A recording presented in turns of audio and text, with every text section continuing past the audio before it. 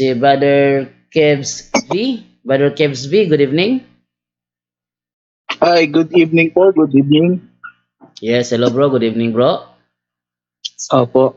Meron po kasi ako napanood dun sa nung minsan sa TikTok ba yun? Hmm. Yung pinag-uusapan niyo yung tungkol sa Diyos ang Panginoong Hesukristo. Oh. Doon sa sinasabing berbo po. Yung gusto ko maintindihan mabuti. Anong gusto mo intindihin doon sa verbo? Opo, yung sinasabi niyo ang berbo ay Diyos na nagkatawang tao. Hindi kami ang nagsabi noon bro, ang si Apostol Juan mismo. Hindi, doon sa pagtuturo po ninyo. Batay doon sa inyong pagtuturo po. Binasa lang namin yung nakalagay sa Juan 1:1. Opo. Pero, nabasa niyo na po ba yung footnote nung talata na yun? Na anong ibig mong sabihin? Walang footnote sa talata. Ang nakalagay lang sa magandang Opo. balita, yung verbo means si Kristo. Kaya nga doon sa The Living Opo. Bible ang nakalagay, before anything else, there was Christ with God. He has also been alive and is himself God. So ano yung pinakatanong mo doon? Ibig sabihin, bilang po pala gamit niya, magandang balita po, ganun po. Ay maraming mga translation ng Biblia bro na kailangan natin gamitin. Meron kasing Biblia kasi na gumagamit ng paraphrase, ng ibig sabihin ng paraphrase, para mas maunawaan natin kung anong ibig sabihin ng author. Kaya na lang halimbawa, yung The Living Bible, John 1:1, ang nakalagay doon, hindi word, hindi verbo, ang nakalagay doon, Kristo mismo. Kahit ang nakalagay sa original manuscript is logos, pero para maunawaan kung ano yung logos na yon, nilagay Christ. Before anything else, there was Christ. Yan ang nakalagay doon. Okay po. Yung kasing isang salin, ewan kung aware po kayo, yung sinasabing bagong tipang Katoliko. Alam niyo po ba yan? Wala akong Biblia na walang bagong tipang Katoliko, wala akong alam doon. Okay. Wala akong Doon po Biblia kasi, ganun. ang nakalagay po doon sa footnote at pagpapaliwanag po doon sa talata na galing po sa mga otoridad Katoliko ay isang banaag ng kaisipang nagmumula sa Ama. Kaya may nabanggit po yung napanood ko, nakausap ninyo, na plan. Ibig sabihin, pagkaisipan, nandun nga po tumutumbok doon sa plano. Mali. Kasi bago naman sabihin ng Ama yun di ba? Tutol ako bro. Bago niya banggitin, dali lang ho, bago ho niya banggitin yun, bago banggitin ng Ama, siyempre pinag-isipan yun ng Ama. Kaya dumaan po yun sa pagiging plano. Kaya nga sabi doon sa footnote ng mga otoridad Katoliko na nag-translate doon po sa bagong tipang Katoliko, isang banaag ng kaisipan na nagmumula sa Ama. Wala naman akong tinututulan doon sa sinasabi ho na yun at yun ay paliwanag ho ninyo. Bro, ako'y tumututol sa sinasabing plano. Wala namang sinasabi doon na siya ay plano. Tutol ako doon. Hindi po, yun Bakit? yung definition po nung sinasabi doon sa bagong tipang Katoliko tungkol doon sa berbo. Walang nakalagay doon. Basahin mo nga uli kung may nakalagay bang plano. Pakinggan natin uli ha. Pakinggan natin uli kung may nakalagay bang plano. Hindi, ito po, sabi ko lang, tumutukoy doon sa plano. Hindi ko po Yun. sinabing may nakasulat na plano. Interpretation Kasi kung nyo. uunawain ho ninyo, yung banaag na kaisipang nagmumula sa Ama, ano po ba ibig nyo sabihin doon? Actually bro, hindi yan nagngangahulugang plano. Bakit? Dahil wala namang Catholic Bible scholar. Ni isang Catholic Bible scholar, wala namang legit Catholic Bible scholar na nagsasabi na ang verbo ay plano. Kaya yung sinasabi ninyo na banaag sa kaisipan ay ininterpret niyo as plano, hindi ako sumasang-ayon diyan. Bro Jando. Yes, Brother John Ray, go ahead. Yes, kapatid, bago ka maghusga, magbigay ng paratang, kasi yung binasa mo, libro namin, magtanong ka mo, ano ba ibig sabihin? Wag yung unawa mo ang ilagay mo, tapos yan ang ibabanat mo sa amin. Mali yun. No, mali yun. Hindi po, wala akong ibinabanat na gano'n sa inyo. Pakahulugan ng Katoliko sa ganito, kasi yung sinabi mo, hindi mo sa akin kasi galing yun. Makinig ka muna kapatid. Sabi mo kasi kanina na ayon sa otoridad Katoliko. Tapos nung inano mo si Bro Jando, ikaw na nagbigay ng kahulugan na ano ang ibig sabihin ng di ba plano? Sa'yo yun. Sa'yo yun. Sa amin, ang paliwanag ng simbahan doon, the divine cognition of the Father. Una-unawaan mo yan, pero malalim yan. Dahil malalim ang Katolik, divine cognition. Sa footnote nung salin ninyo. Hindi, ang ibig sabihin nga nun bro, the divine recognition of the Father. Cognition bro John, divine cognition na ang ibig sabihin, nasa kaisipan ng Ama. No, sa libro ni Bishop Laramuro. Pero huwag natin pag-usapan yan dito bro kasi theological explanation yan at napakahirap niyan, napakalalim yan. Hindi rin maunawaan ng mga nanonood yan. Duda ko, No, Iglesia pero ni dapat Cristo. magtanong ko, huwag kang magbigay ng kahulugan sa aklat namin tapos ipapaano mo na parang mali yung aral namin na hindi naman sinabi dun sa binasa mo na yan ay plano. Na ang anak ng si Kristo ay plano. Sa sa aral namin siya is generated from the Father, hindi plan of the Father. Generated siya. Ganito, galing na sa inyo mismo kasi nga kayo po nagtuturo. Obligasyon ho ninyong ituro yun, hindi ho ba? Bro, sinabi ko na nga 'di ba na ang banag sa kaisipan ay hindi nangangahulog ang plano. Sinabi ko rin, katunayan, walang sino mang legit na Catholic Bible scholar nagsasabi na ang verbo ay plano. Yung sinabi mo nga yung plano, pakahulugan nyo yun. Sa inyo yun, hindi sa amin yun. Yun ang sinabi ko kanina. Kaya nang pinaliwanag ni Brother John Ray, yun pala ay divine cognition, Brother John Ray? Yes. So, divine cognition. So, hindi siya plano. Dahil kung plano siya, dapat kung plano siya, meron kang backup na Catholic Bible scholar na nagsasabing yan nga ay plano. Kaso wala kang may pakita eh. Yeah, wala. Hindi po ako nag-i-stick dun sa plano. Ang sinasabi ko po, yung nakasulat doon sa footnote nung talata. Yes, ang nakasulat doon sa Bagong Tipang Katoliko. Yes, ang nakasulat sa footnote ay walang nakalagay na plano. Yun ang maliwanag doon. Walang nakalagay na plano. Nakalagay na plano. Ando naman ho ako eh. Kung lalagyan mo ng katagang plano, mindset mo yan na hindi namin sasakyan dahil sarili mong interpretation yan, na wala namang backup na Catholic Bible scholar. So ano po ang ibig sabihin ng banaag na kaisipang nagmumula sa Ama? Yan na nga, divine cognition. Sinabi na ni Brother John Ray kanina. Sa Tagalog sa aklat ng obispo namin bro, tumutukoy kasi yan, doktrina na yan. Explanation yan ng mga obispo namin, ng simbahan, kung paano naging begotten son si Panginoong Jesucristo. Through divine generation. Recording in progress. Through divine generation of the divine cognition of God. Kaya kung gusto mong malaman yan, mahirap rin ipaliwanag dito. No? Kasi nga kahit ako nga hindi ko na ma-explain ng maliwanag yan kasi napakalalim yan. Pero yan ang paliwanag ng simbahan, hindi yan plano. No? Divine generation of the divine cognition of the Father. Sinagot na nga, bro, sinagot na nga bro, divine cognition. Yun ang sagot. Hindi ko na problema ngayon kung hahanap mo pa ng kuti-kuting na kung sa palaliman, wala kami pakialam doon. Ang sa amin ang sinagot na kanina, na ibig sabihin niyan is divine cognition.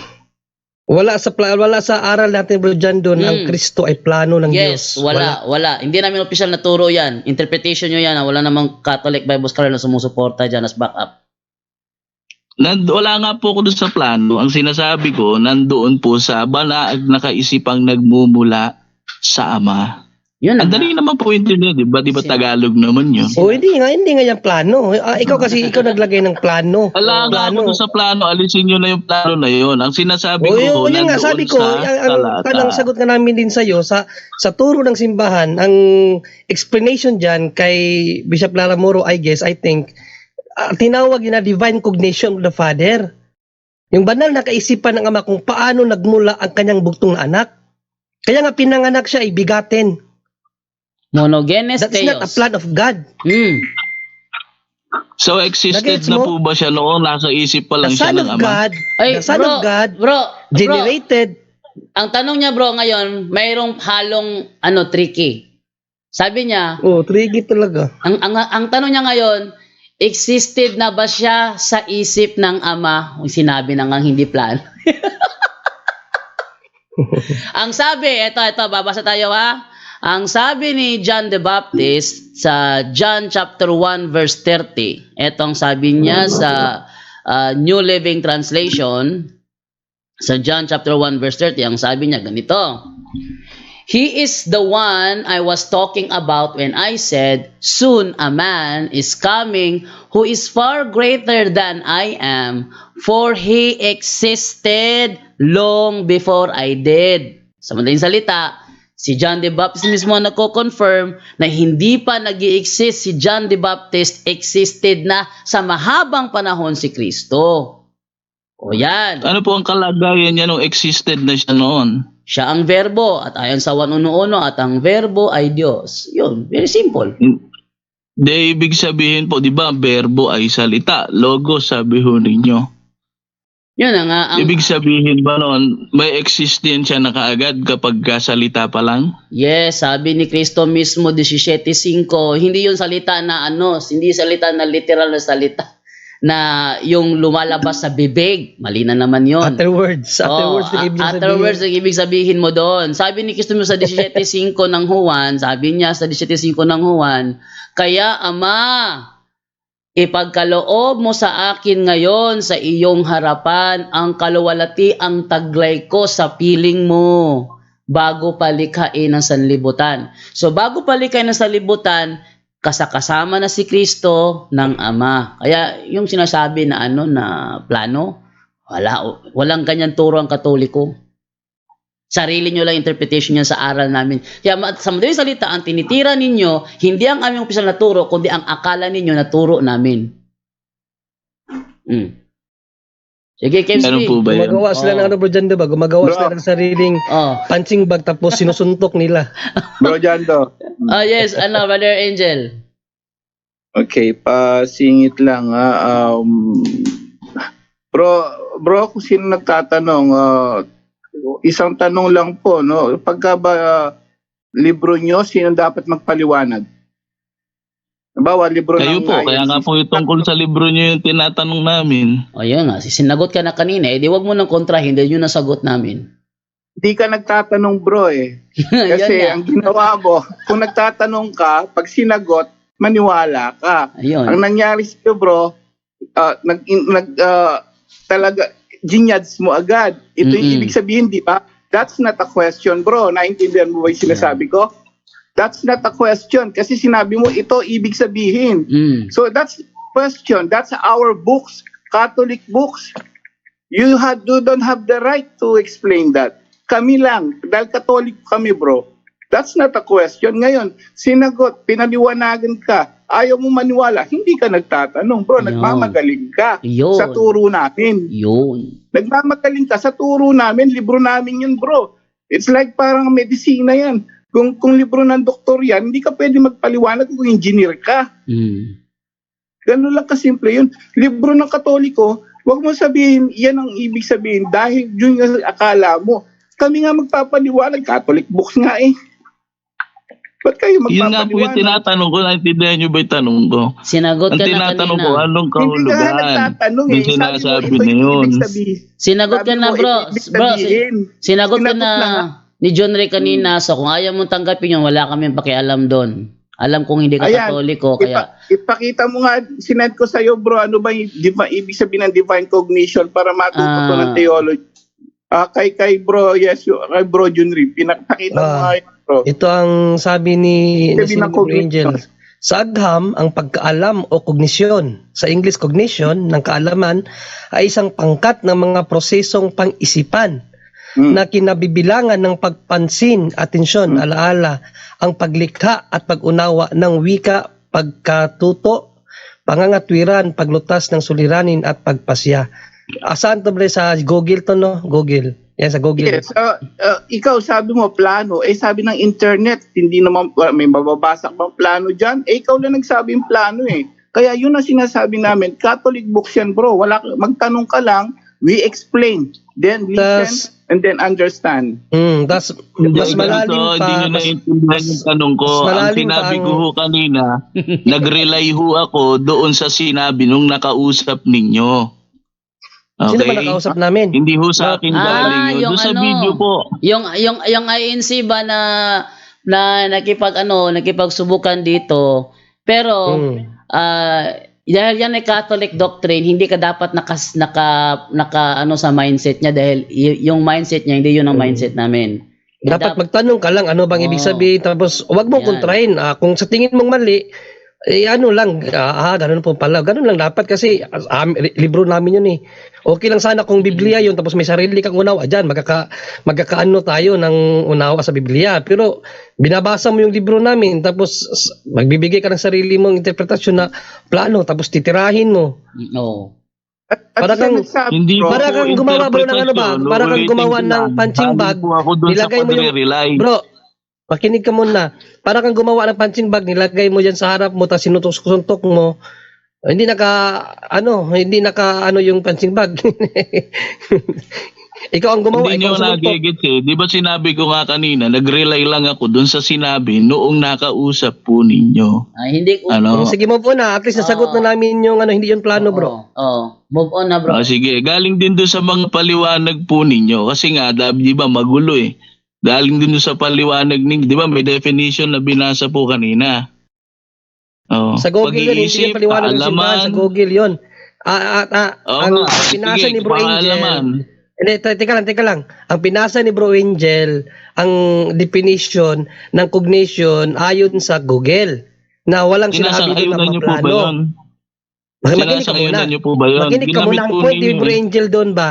Bro, makinig ka muna. Ang point ni Bro Angel, doon sa Google, ang cognition, walang binanggit kahit ni isang plano. Marami siyang binigay na meaning, pero walang isang plano. Bukod tangi sa iyo. Bukod tangi, makinig ka muna, bro. Huwag ka munang kasi pinapaliwanagan ka namin Hindi, inaakusa mo kasi sa akin yung plano eh. Hindi nga sa akin galing Ikaw, sa'yo yun. nagmula Doon sa yan. napanood ko. Ito na, para hindi niyo siya marinig sa ano. Sa'yo Niya nagmula siya, yan. Ito na lang. Tayin ko na lang yung kanyang para hindi niyo siya marinig sa live, no? Ito na lang. Bro, kasama ba sa meaning ng cognition ng karunungan? Brother John Ray. Yung pinasa ni Bro Angel, brother. iba kasing explanation, ibang explanation ng simbahan dyan. Napakalalim. Ang ganito yan, no? Yung nagturo, itinuro yan doon sa theology, ang in-explain yan ayon sa libro ng Katoliko kung bakit bigatinsan si Panginoong Jesucristo. In what way? Through divine cognition of the Father. Na sa kaisipan ng anak, no, sa kaisipan ng ama, no, here comes na kasi perfect si God eh. What he thinks, yan ang lalabas. So yan ang explanation doon. Ano ko lang to, ano yan yung direkta lang na kasi mahaba yung explanation niya eh, na sa divine cognition of the Father, ibig sabihin divine cognition, yung perfectong kaisipan niya, comes the Son, nag-generate. So kaya nga sa Bible may mababasa tayo siya ay larawan ng Ama eh. So ibig generated. Bro, nag-generate siya, ibig sabihin parang generate, para bang ito siya. Ito. Tapos lumabas ang isang ganito na parehas talaga, na walang yung generated ba, nag-generate siya, parehas na parehas. Ganyan ang anak at ang ama. Para siyang nagsalamin, na kung tayo nagsasalamin tayo, mayroon tayong isang image na nakikita sa salamin, pero yung nakikita natin hindi totoo. Pero ang ama, when he thinks of himself through his divine cognition, yung perfect think ng ama, comes the Son. Iyon. So yun pala. Yun ang paliwanag doon sa theology. Kaya yung nabasa niya na kaisipan ng ama na plano, hindi plano. Generation yun. Divine generation on how come naging bigatin ang isang anak.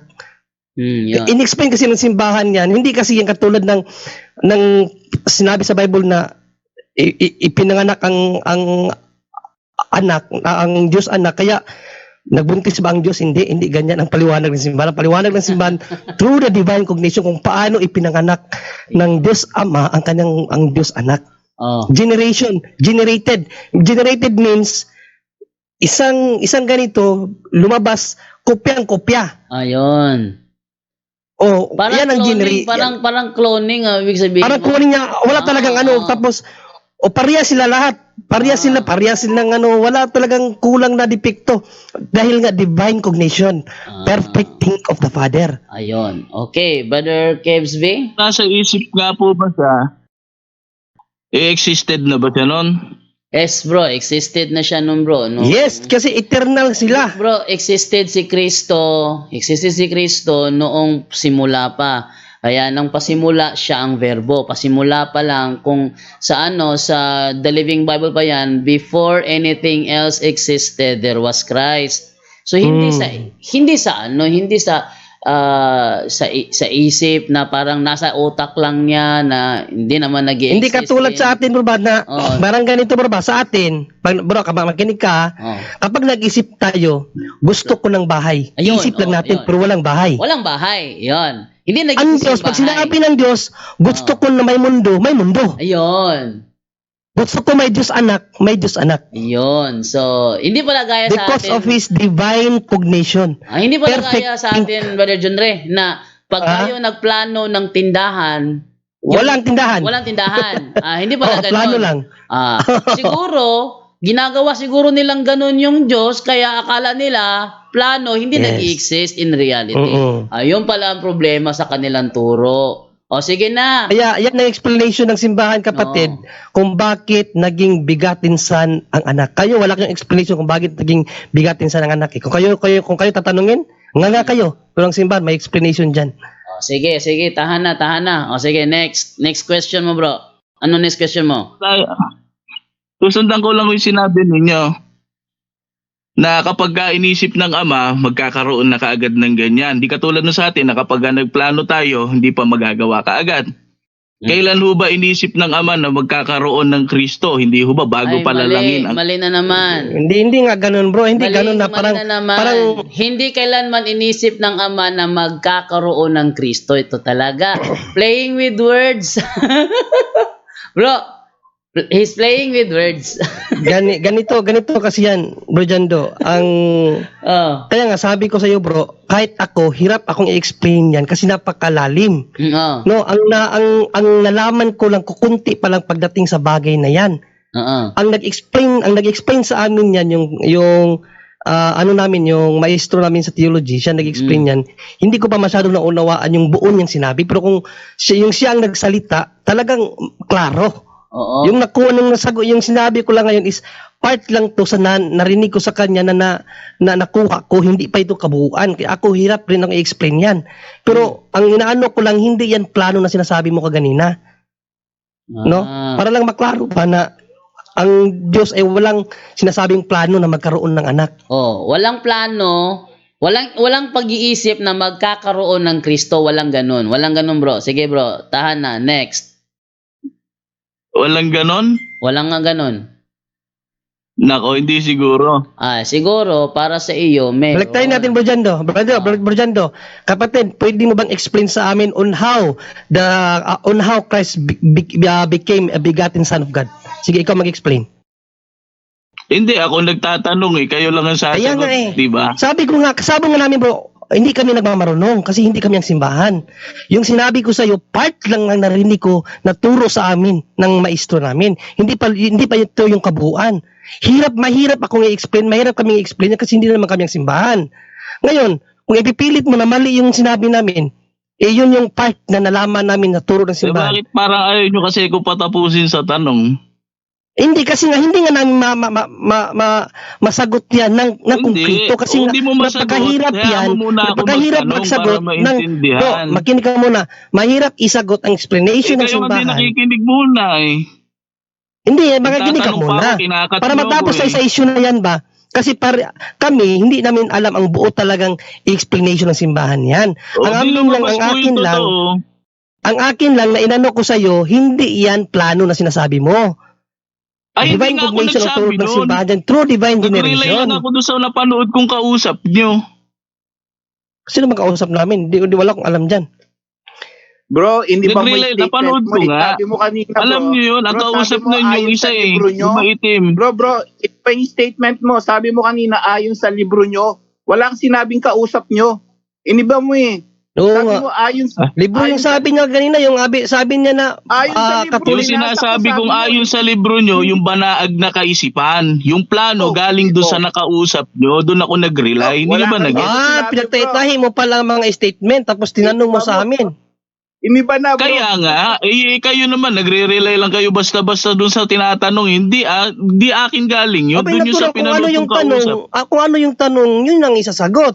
Pero kami nga, klinaro namin about dun sa tanong mo, kasi sabi mo kasi, ayon sa otoridad ng Katoliko, ako kasi alam ko na walang tinuro ang simbahan na may planong Diyos na gumawa ng Kristo. Walang ganong turo sa amin. Kaya ako napasagot, sinasagot ka ni Bro Jando, tama lahat ang sagot ni Bro Jando, tapos insist mo yung sa'yo eh. Yeah, ini-insist niya. Kung sa tingin mo, bro, manipulate mo yung mga utak na mga nanonood sa amin, na mabibigo ka lang, hindi mangyayari yon. Kaya huwag ka nang umasa. Oh, sige na, tahan na.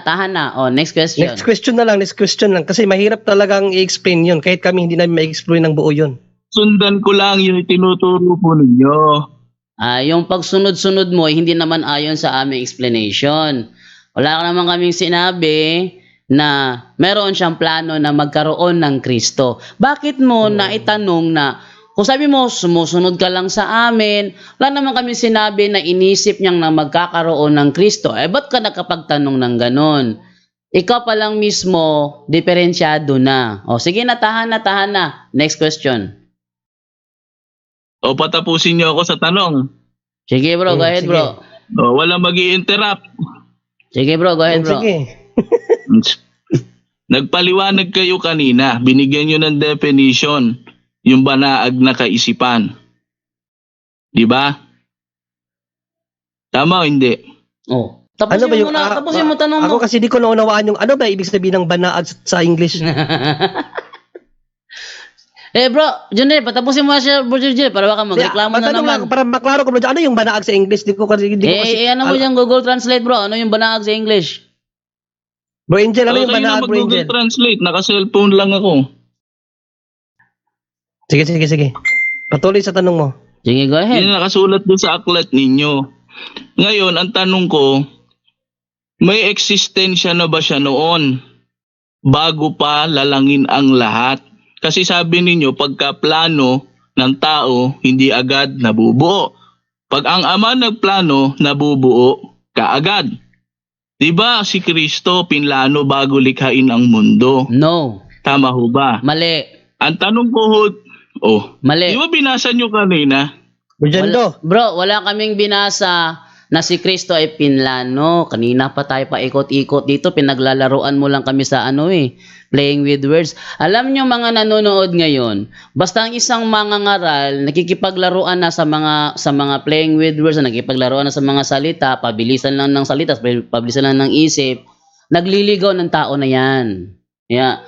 Yung mga ganyang uri ng mga tanong na wala naman kami sinabi kanina, sinabi ko pa nga, walang legit na Catholic Bible scholar na nagsasabi na ang verbo ay plano, pero sabi mo naman ngayon na kami ay nagpaliwanag kanina na ang verbo ay plano, tapos kanya nakapasabi, wag na tayong magsalita sa plano, pero iyon doon ka umiikot-ikot eh. Sa tingin mo ba maluloko kami? Ay hindi, wag ka na lang umasa bro na hindi niya siguro narinig yung sinabi ko, Bordado, kanina. Oo. Bordado, hindi niya narinig yung sinabi ko kaganina. Ang sabi ko nga kaganina, kapatid, no?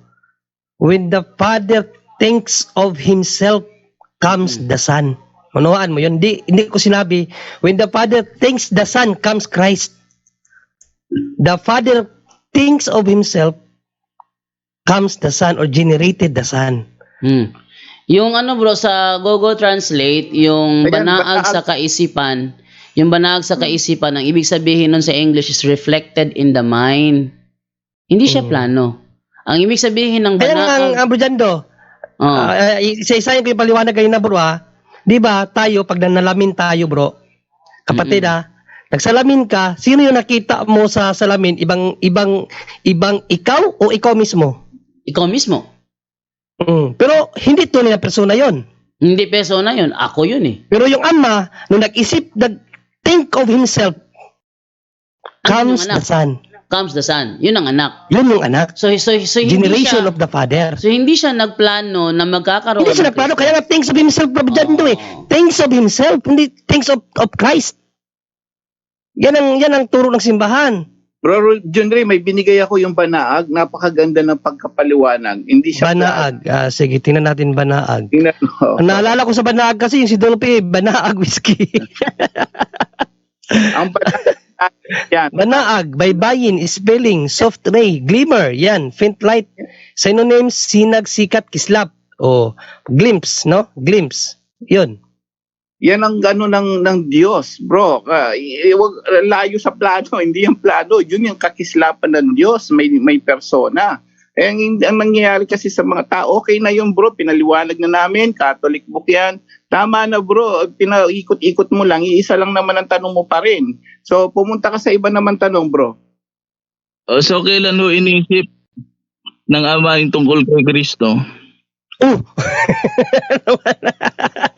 Pareho lang.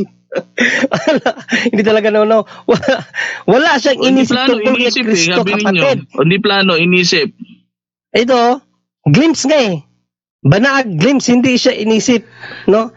When a father thinks of himself, banaag comes na the son. kaisipan. Yung kaisipan ba hindi iniisip? Para naman kayo ng aano naman. Hindi, sulat na sa bagong tipan. Yan ang problema. Nagtatanong ka, sinasagot ka kung ano yung aral ng simbahan. Anong aral ng simbahan? Yun ang sinasagot namin sa iyo. Dito, kasi bro, Brother at John least Ray, kami, bro, dito sa at least Google kami, Translate, bro, ang ibig sabihin ng banag sa kaisipan is reflected in the mind. Hindi siya plans of the mind. Bro, ganito, at least kami dito, kahit pa paano, mayroon din kami sinasagot na ayon sa turo ng aming simbahan kung paano naging bigatin san ang Kristo, no? Kasi biblically, Christ is the begotten Son of God. Kung kayo tatanungin, kaya nyo bang i-explain paano naging begotten Son of God ang Kristo? Ayun. Bugtong na anak. Hindi rin eh. Pero simbahan namin, may explanation dyan. Hindi man namin ma-explain ng buo, at least meron kami konting alam. Yun naman pala yun. Konti pala alam ninyo, ba't nagtuturot nangangahas kayo? Di ba? Ay, wala. Hindi na ito pangangas. Hindi pangangas Sabi ni sa Pablo, kahit hindi panahon, magturo ka. Hindi mo alam ang talata na yan? Ay, Brother John Ray. Bro. Wag mo na lang masyadong dahil ang estilo na ginagamit niya is pangaasar, panggugulo. Pamiluso po. Tatanungin kita, bakit ikaw hindi ka ba nangaas na nagturo ngayon? Siya yung nangangahas ngayon. Dahil bakit? Dahil pinaraan mo lang sa tanong eh. Nangongorection siya, pero kapag kinaklaro mo sa kanya, mayroon kang clarification gustong mangyari dahil nangongorection siya sa ating sagot, ayaw naman magpatanong. So, sa madaling salita, panggugulo yung plano nito. Duda ko ano to eh. Ano kaya sa tingin niyo iisip nito? So, schedule bro, yan, bro, talak. ganun na lang, bro. Tahan na. Move on na. Move na lang sa ibang tanong. Yun. May babasahin lang ako, Bro Jando. Sige, go ahead. Kasi itong taong to, imbis na magtanong, nang iinsulto. Yes. Pangahas daw tayo. Bro, baka naaapektuhan na sa ating programa to. Dahil ang ating programa, kasi hindi na sila marami ng Katoliko na buksan ng isip, kaya basahin natin ang sinabi. Gusto niya tumigil tayo. Ito sinabi sa Pablo, kapatid, makinig ka ha. Si Pablo na apostol ni Kristo Jesus sa pamagitan ng kalooban ng Diyos ayon sa pangako ng buhay na nasa kay Kristo Jesus, kay Timoteo na aking minamahal na anak. Biyaya, kaawaan, kapayapaan nawang mula sa Diyos, Ama at kay Kristo Jesus na Panginoon. Nagpapasalamat ako sa Diyos na mula sa aking kanunuan ay aking pinaglilingkuran sa budhing malinis na walang patid na inaalala kita sa aking mga daing gabit araw. Na kinasabikan kong makita kita na inaalala ang iyong mga pagluha upang ako'y mapuspos ng kagalakan. na inaalala ko ang pananampalatayang hindi pakunwari na nasa iyo, na malagi muna kay Loida sa iyong lilang at kay Eunice na iyong ina at kay naniwalang lubos na nasa iyo rin naman. Anong talata? Nalimutan ko yung talata. Dahil dito ay pinaalala ko sa iyo na panigasin mo ang kaloob ng Diyos na nasa iyo sa pamamagitan ng pagpapatong ng aking mga kamay. Sapagkat hindi tayo binigyan ng Diyos ng Espiritu. Ay, hindi to, Bro Jando. Magsalita ka muna, Bro Jando. Hanapin ko muna yung talata. Nakalimutan ko. Ayun, so, bro, next question na naman, bro. Patatapusin niyo ba ako sa pagtatanong? Kanina, bro, pinapatapos kita sa pagtanong kanina, pero tumigil ka bigla dahil bigla ka naman to Timothy 2 pala, Bro Jando. Patatanungin kita ngayon, tapusin mo, wag mong putulin. Ikaw mismo pumuputol sa tanong mo eh. Sige, next question. So pag inisip ba ng hindi tayo nakaagad yung anak, ganun ba? Tama o hindi? Inisip na naman, bro, napunta na naman sa inisip. Sinabi na nga wala kaming ganyan katuruan na iniisip na plano.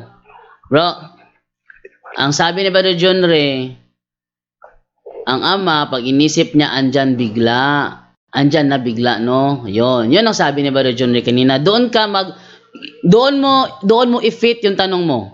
So, kailan inisip ng ama ang pagkakaroon ng Kristo? Ayun. Wala. Oh. Ay, wala. Paano nagka-Kristo? The Father thinks of Himself comes the Son. Di mo magets yan? Oh. When the Father... Yan turo namin simbahan eh. Ngayon, kung may problema ka dyan, wala na kaming magagawa dyan. Kung ayaw mong paniwalaan kami, pinaniwalaan namin yan. Ang sabi because that is mystery. Ang turo sa amin, mystery is above faith. Kahit hindi mo nauunawaan, paniwalaan mo. Kaya kahit hindi yan na unawaan namin ng lubos dahil sinabi ng simbahan, that is a mystery, we believe in it, kapatid. Oh, sige. Ano? Sige, next. O, di ba sa Biblia nakasulat, bago ka magkauna o magkaroon ng pananampalataya, kailangan maturuan ka at magkaroon ka ng pangunawa. Tayo naman yun, hindi naman yun si Kristo. Ang pag-iisip ng Diyos ay hindi pag-iisip ng tao, kapatid. Huwag mong kalimutan na ang pag-iisip ng Diyos ay hindi pag-iisip ng tao. Yung isip mo bilang tao, huwag mong i-apply sa Diyos kasi ang Diyos hindi gaya mo mag-isip. Yan ang maliwanag doon.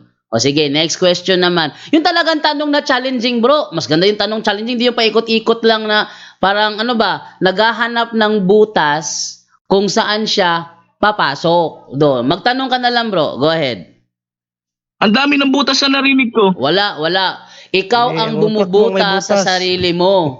Walang buta sa amin, ikaw ang bumubuta sa sarili mo. Meron kang ipinapasok na idea na hindi naman namin katuruan. Kaya kung meron man nang bubutas dito, ikaw binubutasan mo ang sarili mong argumento para pumasok kami, makagat namin, at pag makagat namin ang butas mong argumento, saka doon ka na kakagat kaagad dahil napasok namin ang butas mong argumento. Yun ang hinahanap mo, na mabitag ba kami? Mabitag, in which hindi naman mangyayari yun.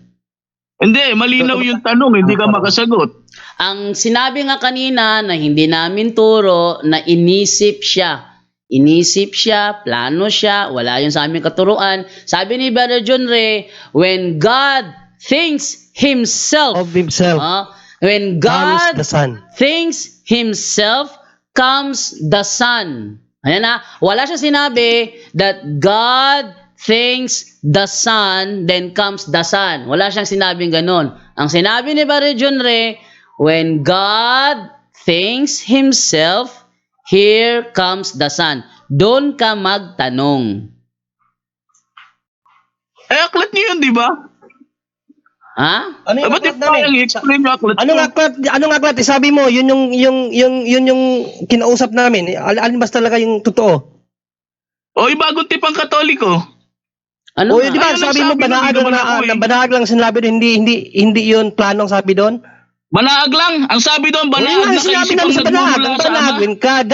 When God thinks of Himself comes the Son. Yun ang sagot. Ano ibig sabihin doon? Hindi plano. When God Tagalogin na lang natin. Kawawa naman, Tagalogin na lang natin, no? Nung inisip ng Diyos ang kanyang sarili, doon na, here comes the sun. Di ba yun? Yun. Mahirap yun, ha? That's mystery kasi. Kapatid, kung magtanong ka sa Katoliko, dapat tanggapin mo rin yung sagot namin. Kasi pag sinabing mystery, kapatid, it's above faith. At turo ng simbahan, mystery is above faith. Kahit na hindi mo siya naunawaan, tanggapin mo dahil misteryo yan. Kung ano lang yung pinaunawa sa iyo ng Diyos, kung ano lang yung ibinigay na katiting na kaalaman ng Diyos para sa tao, para makilala natin ng lubusan ng Diyos, hanggang doon lang. Maunawaan mo man o hindi, kung bakit naging ganun, inisip lang ng Diyos ang kanyang sarili, lumabas ang anak, anong magagawa mo? Makapangyarihan ng Diyos. Wala imposible sa kanya kung paano naging ganun. Basta yun ang turo ng simbahan at naniniwala kami na ang turo ng simbahan, turo ng Diyos yan. Ba't nga nangangaral ka? Hindi mo naman tinuturo mo. Ay, naku. Nahanap ko pa kayong talata dito na kahit pa hindi panahon mangaral ka, hindi ka naman si San Pablo. Si San Pablo, sabi niya, kahit hindi na pa panahon, mangaral ka. Ang sabi niya, bro, nangangaral ka daw nang hindi mo naintindihan. Baka hindi naiintindihan, mystery na yun eh. Baka kako siya hindi nakakaintindi sa sagot mo. Kanina pa sabi si Brother John Ray, when God thinks Himself, dahil hindi mo naintindihan, nakala mo, God thinks about the sun. Mali yun. Kaya kung may pagkakamali dito, ikaw ang nagkakamali. Wag mong ipahid, bro. Wag mong ipahid sa amin ang kamalian mo dahil unang-una, hindi kailanman sinabi ni Brother John Ray that God thinks about the sun. Ang sabi ni John Ray, when God thinks Himself, here comes the sun. Yun ang sinabi niya. Kaya dapat ang tanong mo nakabate sa sinabi niya at hindi sa mindset mo. Yon. Huwag mo kaming pasakayin sa maling unawa mo. Sige, next question. Kung halimbawa, bro, dyan, magtanong tayo sa kanya, bro. Magtanong kami sa kayo. Isa lang. Huwag mo nang ipilit, bro. John Ray. Okay, sige. Dahil ayaw niyang tumanggap ng tanong. Alam ko na kung anong lilihim to na ayaw tumanggap ng tanong. Sige na, next. Sige na, tahan na. Next question. Tahan na, si Raul. Ayun, nagalit na. Ayan na. Wala na. Out na yan. Nagalit na. Remove na natin to. Nagalit na. Anyone can claim the statement of the Bible because we can do a private interpretation. Kining ako mga kaigsunan nga gipabarog nga usa ka haligi nganong matuod ang simbahan tungod kay gitukod ni Kristo.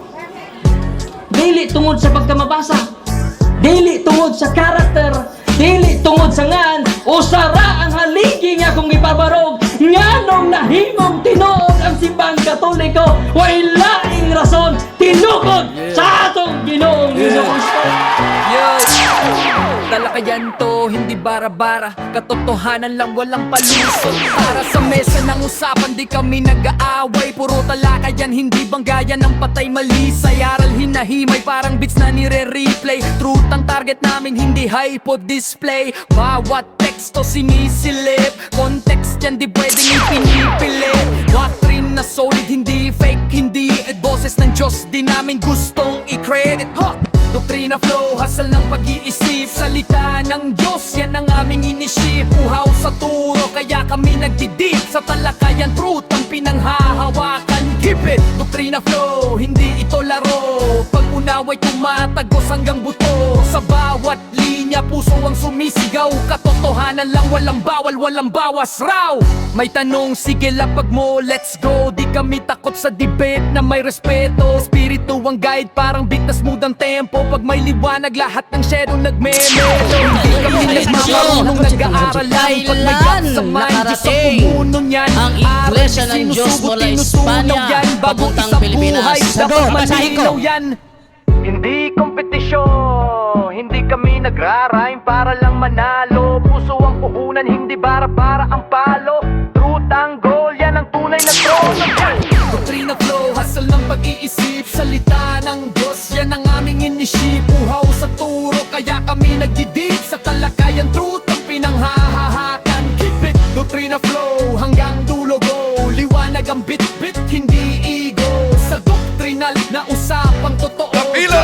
mission of Di the kami ang fruit bida, is the yo! church, and the Catholic Church is the church founded by Jesus Christ, then asay inyong pilion.